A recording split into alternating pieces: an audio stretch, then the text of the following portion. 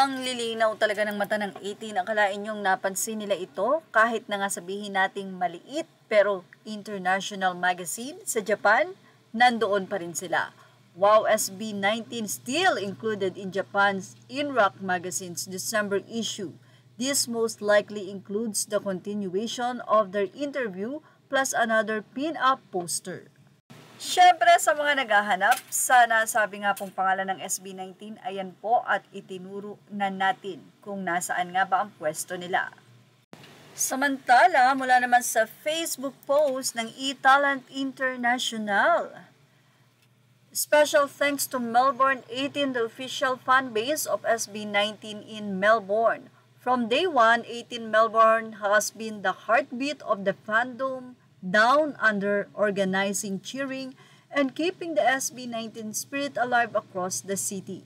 As we get ready for SB19 Simula at Wakas live in Melbourne this December 5 at the Melbourne Town Hall, we're beyond grateful to have 18 Melbourne standing with us, not just as fans, but as true partners in making this moment unforgettable.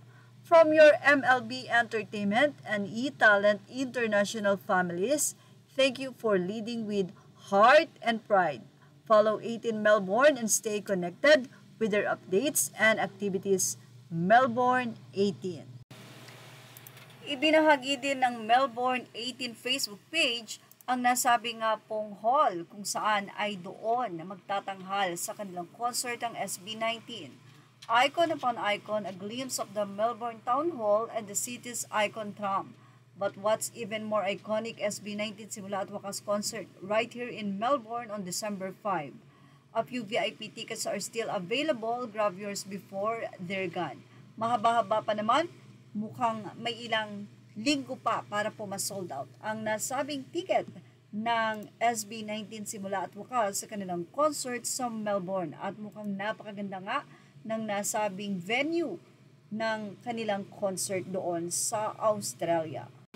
Siguradong sobrang excited na nga ang mga taga-Australia para sa nalalapit na concert ng SB19 doon. Pero syempre sa ngayon, nandito muna ang Mahalima sa Pilipinas for sure dahil mayroon pa sila na gagampanan na event sa darating na November 14 sa Makati. Ito ay ang HOK kung saan ang SB19 ang magtatanghal bilang singer at representative ng mga player ng Philippines dito sa Pilipinas.